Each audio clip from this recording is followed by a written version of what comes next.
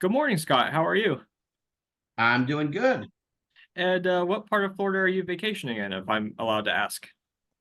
Oh, I'm all over the place. I'm near Orlando today, and I'll be in Tampa on Monday, and then Fort Myers and Naples, and I've already been to Daytona, all over the place. Nice. And is this for vacation or is this for Yep. promoting? I've got some meetings down here, but more relaxation time than work. But I do have some things I do have to do down here. Understood. And you were in Cleveland, Ohio, not long ago to celebrate the anniversary of the classic film A Christmas Story. And what was that like? Oh, Cleveland, I mean, it's been up and down over the decades, but the people there were great. The fans were terrific. They came out, and the Cleveland Film Commission did a great job, hosting the event and taking care of us.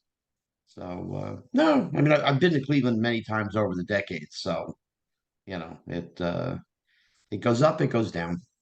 Understood. And have you had the chance to meet Mike Wendt, who works for the Cleveland Film Commission? Yeah, Yeah, I work with him. Little Mike. Yeah, little Mike. Yeah, Yeah, I'm working with him on an indie film, an animation horror indie film called Orlando Monster, and we go long way back. yeah. Yeah. He was a fun dude, Oh yeah, fun he's guy. very great, very great. Don't know where I'd be without him. Uh Now, was this your first time meeting Al Roker, or was this Yeah, meeting Al. Yeah, first time meeting Al. I've met many other people from a lot of the different news shows and the networks and whatever. But Al was fun. He's a Cleveland guy, so it was a chance for him to come home for a couple days to see some people that he knew there and do our event, and it was great. I mean, he's a class act, and we had fun with him. that's great. I'm glad to hear that. And now in Cleveland, well, it's in the Medina area. There's an all year round Christmas museum called Castle Noel. Your co-star Drew Hovercrow has been there. He plays the elf around the Christmas season. Have you Mhm. had a chance to visit Castle Noel or not yet? Actually, I did. Yeah, it was a fun place. Oh yeah, I mean, if somebody is going there, uh, it is definitely entertaining. I mean, it's just massive. It's just room after room, floor after floor, and you just keep going. You're like, oh my God, how big is this place? Because it's not just Christmas story, it's anything Christmas related, Mhm. entertainment related. And he's got different sets and costumes and toys and games and things. And it's just the place is huge, Oh you yeah, it's know. incredible. It definitely way more exceeded my expectations. Way more exceeded. What was your favorite part about Castle Noel? Uh I mean, the elf stuff was pretty cool. Listen, I can't tell you one particular thing because the place was just, it was so big, you know, and just had so much stuff in it.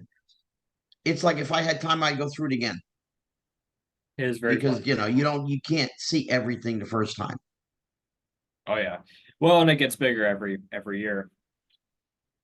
Yeah, That's what I hear. Mark just added a When I go next time, I'll find out. Mark just added a stop motion exhibit. Most of it is Buddy's Buddy's musical Christmas. He Mm. just added that exhibit. And he's also going to add some Rudolph exhibits as well. And now, speaking of A Christmas Story, you are very famous for the classic scene where you get your tongue stuck to the pole, where Flick gets his tongue stuck to the Hmm. pole. Now, for folks who don't know how that effect work, how did that work? How did you get your tongue stuck to the pole? Uh, there is actually a real pole, but they put a piece of plastic over it, painted it, made it look rusty and old, but it was just plastic. They put a hole in it with a tube that they ran down into the snow, and they had a little motor like a Dirt Devil vacuum cleaner. And so just think a suction tube, and you put your tongue up to it, and or your finger, and Mhm. It's you're stuck. Just like a vacuum cleaner. That's pretty much how simplistic it was. It's very cool. And there was a sequel to A Christmas Story called A Christmas Story Christmas. And what was it like reprising your role as that character? Fun. We had a blast. We've all stayed in touch. We've all stayed fairly friendly. Um, I'm the one that seems to travel the most and go to the most places and see everybody the most and all that kind of stuff. Um, but going out to Bulgaria in Eastern Europe to shoot the new one, it was great because several of us are married, several of us are not married. A couple have kids, a couple don't have kids. But when you go to Eastern Europe, there's no kids, there's no wives, it's none of that. It's just the guys get to hang out. Yes, we work and all that, but there's more downtime than work time. Mhm. Um, and we just had a blast, and going back into the character, it RD, who played Schwartz, the kid who triple dog dared me to the pole and all that, he definitely made it easier for me to get back the timing and everything of Flick because it was me and him, me and him going at it, going at it. So, we rehearsed before we went out, before we got on the planes, even, he and I just sat and talked and just started shooting the bull and going back and forth. And it made it very easy to go back in time, so to speak. What was very funny about it, because it was all because I mean, like what you're saying, in the original Christmas Story, it was always Schwartz coming at Flick, but then in the sequel, it's like, oh, Flick, this is what Schwartz did to me, this is what I'm gonna do to him, and that was the sledding scene. Well, yeah, it's you don't ever know what the future's going to hold as kids. So it was always Schwartz going after Flick, and now Flick is the bar owner, and Schwartz is the schlub with no job, and he runs up tabs, and he finally Flick had just had enough of him. He's like, okay, dude, you want to clear your tab? This is what you got to do. You know. Now, some folks may not have noticed, but besides you playing Flick in A Christmas Story, you were also in a movie with Richard Pryor called The Toy. Now, for folks who have never heard of that movie or never seen it, what is that story about? Uh, it it's not much different really than Christmas Story, believe it or not. It's just how you get there. It's a son who wants love and care from his father. The father's a rich guy, just throws his kid into military school. The kid doesn't necessarily need it. He's not a bad kid. He just wants love and attention from his old man. And so he's visiting the father when the father sends him to the store. You buy whatever you want. I don't care. The guy's got unlimited money, whatever. And uh, I see Richard Pryor playing in the store, on different things, and he's knocking down things and whatever. He makes me laugh, and I tell the guys that work for the old man, yeah, I know what I want. I want the black man. I mean, he doesn't say he makes me laugh, but that's kind of what it was. Um, and so they end up bribing Richard Pryor to hang out with me for the week. And then Gleason pays him more money and whatever. Mhm. But of course, at the end of the day, it's he brings us together as people and we find love and all that kind of stuff between a father and a son. Very, It's a comedy, it's a fun movie, you know. yeah, I mean, I explained it that Christmas Story and The Toy are almost the same film. It's a father son relationship movie. It's how you get from A to Z. How do you get from the beginning to the end? Christmas Story, it's the BB gun. It's the motivation of the BB gun. Oh, I got to have it. I got, Dad, come on, And the toy, it's Richard Pryor because that's the tool needed to get the father to understand he has to love and be good to his kid. understood. Yeah. And what was your experience like working with Richard Pryor? Fantastic. One of the greatest human beings I've ever met. Very He cool. was he was just an awesome human being. I had a blast, and we were friends from the day I met him until the day he passed. It's fine because I actually watched one of his movies last night. Well, it depends on which one you watched. It was Harlem Nights. I'm sorry. Oh, good movie. Yeah, great movie. See, that's Sorry. still good. He and Eddie did a great job with the whole thing. You know, I Now, enjoyed that film. for folks who want to go into the acting business, what is the best advice you would pass on to them? Get an education. Get an education. Acting is the worst job in the world. You have no control over it whatsoever. You know, and I mean, I've tried to explain this to people, and they're like, "Oh, well, if you go to school and you become a great actor, then you get jobs." And I'm like, "No, it doesn't work like that. You see, you know, you go to school and you go to school for acting.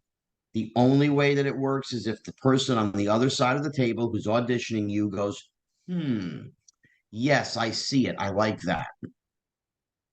There's hundreds, if not thousands, of actors or actresses for every role that's out there. So, I mean, the odds are against you to begin with, you know. So I tell people, listen, you got to get an education in life, you know, whatever degree you want to get that's not acting, you know, whether it's an electrician, a plumber, whatever it is, doesn't make any difference, you know. Not political science, that's a waste of a degree. But anyway, um, you know, you if you make the decision you're going to do it, you should save money, get yourself a decent job because acting again, unless you're working, you're not working. So what are you going to do? You're going to sit at home?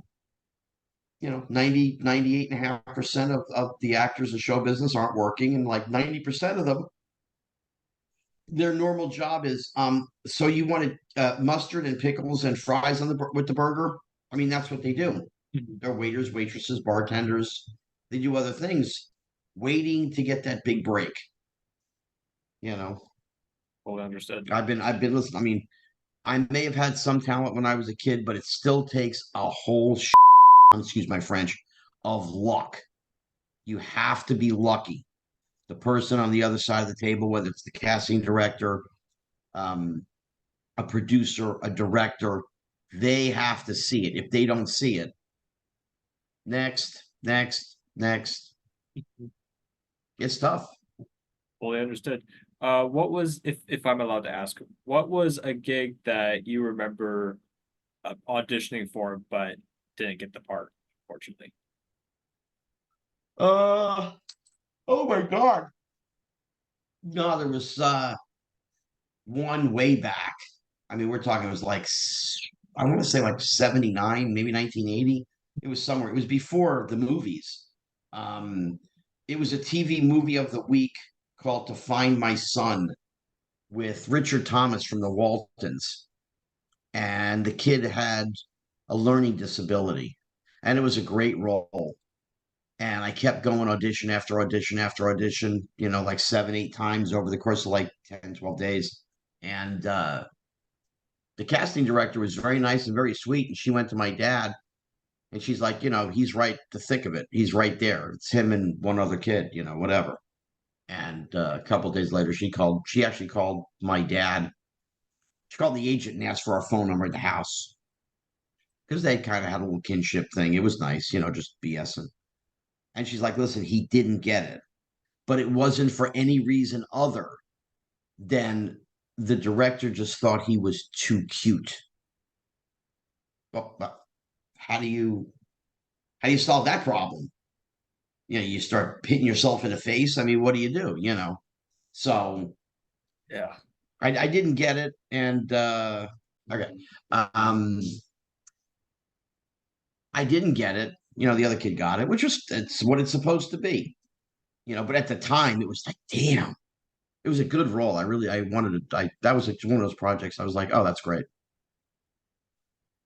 Fully with you on that. There was actually so I'm a freelance illustrator, and there was a freelance gig that I actually applied to a while back. It was in Mexico, actually. And most of the work I do is virtual, but in Mexico there was a theater there's a theater play going. I can't remember the name of it, but there was a theater play going on, and I applied to be, excuse me, a promotion artist, like to illustrate the posters and promotion ads.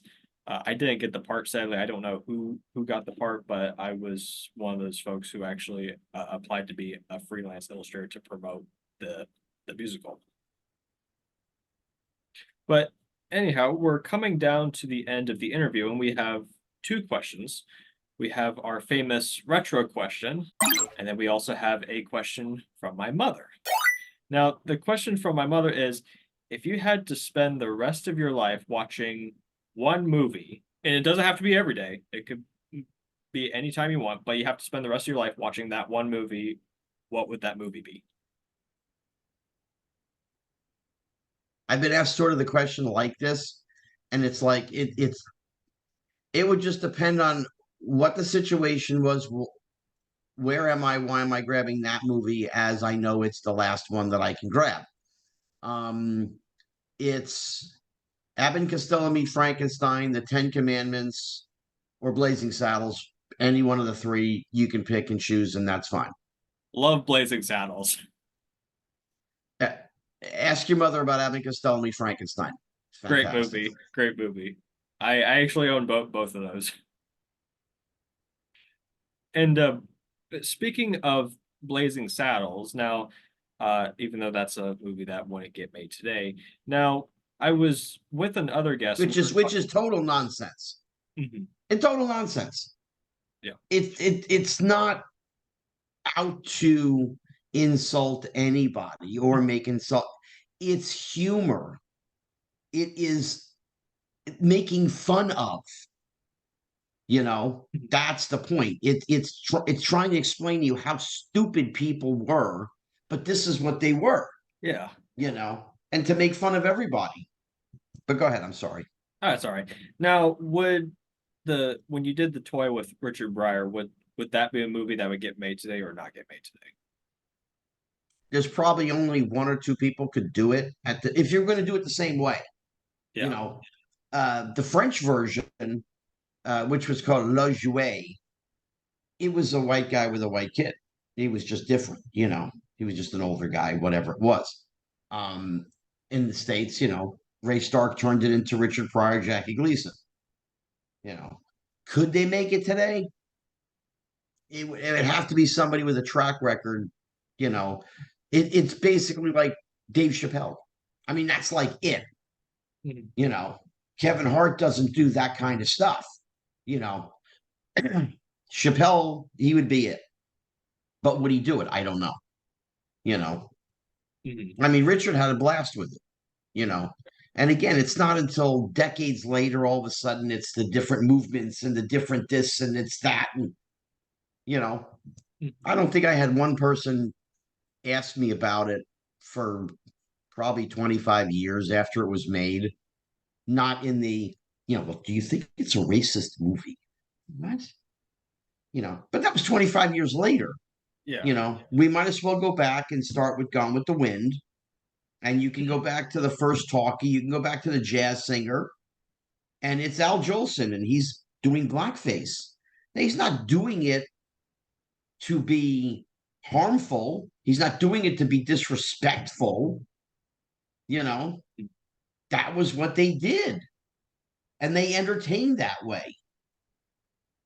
And whether you were a person of color or white person, and that whatever you want to call it, they liked him. They came to see the shows. They didn't go, "Oh my God, I can't believe he's doing that. He's a horrible human being." No, they didn't do that. So the people of the era supported it and liked it. Now you go 80 years later and people have a problem. It's like, come on. You know, Makes sense. we've gone cuckoo. It's just dumb. It's called entertainment. It's not real life. Exactly.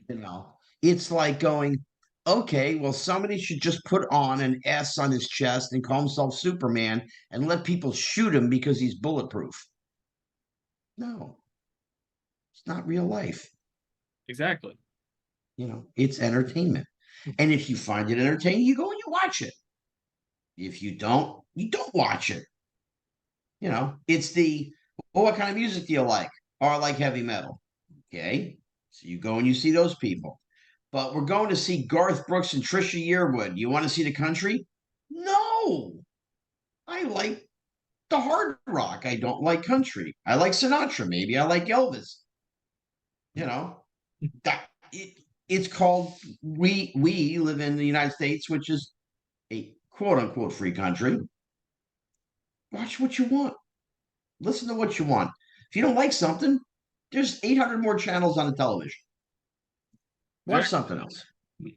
You know, a lot of people, the cancel culture and all this. I'm like, you do understand that you're not putting that the person that you do not like out of work. It's not about them. It's the 80 other people that work on that show or 100 other people that you don't realize you're putting out of work. All right, so maybe you don't like the material. Watch something else. Don't try and get a show canceled when that feeds 80 or 100 families because I just don't like it. It's ridiculous. Fully understood. Now, for our retro question, what was your favorite product growing up in the 70s, 80s, or 90s? Favorite product, as in, are we talking food? Are we talking toys? Are we talking It, computers? it could be I mean, anything. the It'd thing is, like be, every era is something different. I mean, the 70s, I was a kid, so it was all about even Evil Knievel. I had all the Evil yeah. Knievel stuff. Okay, fine. Um, my mom worked at 7-Eleven. She was a manager in New Jersey. And my favorite thing every day was a buttered roll or a roll with cream cheese every morning, 5 days a week, 6 days, whatever it was. Uh, let's see, 80s. Oh God. You know, I guess the CD player, my 300ZX. Oh God. Mattel and television was great. I had that. That's what we got on the toy. When we shot the toy, Mattel gave us all Mattel and televisions. Really? So yep, we had That is really those. cool.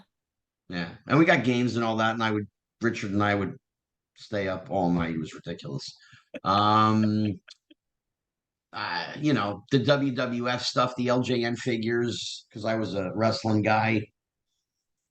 Oh God. I mean, once you get to the 90s, I'm an adult, so it's a totally different kind of thing. Mhm. You know, you don't really, uh, you're not buying games and toys, you know, it's just a different thing. I did sports cards. I did what they call non-sports movie cards. I did that kind of stuff. You know, my house is full of it. Trust me. It's like retro house. It's like, all right, whatever. I mean, I got an Al Jolson poster from the 20s, up in my house.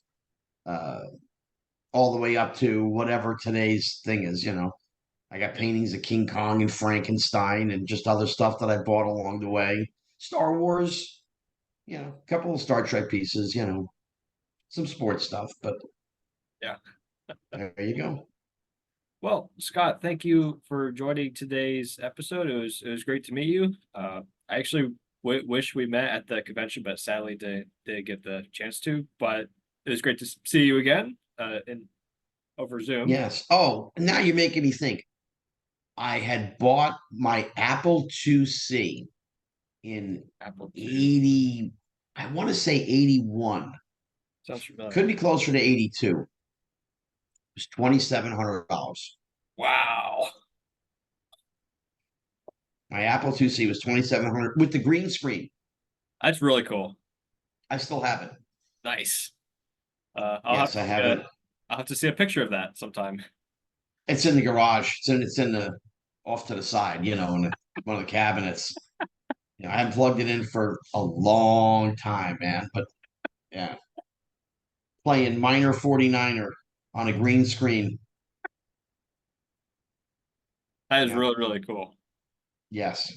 Well, listen, you have a great rest of your day, and the people that are listening have a great day and a great week and a great month, and stay well and stay healthy and be kind, be nice, and understand where we live and what this country's about. Mhm.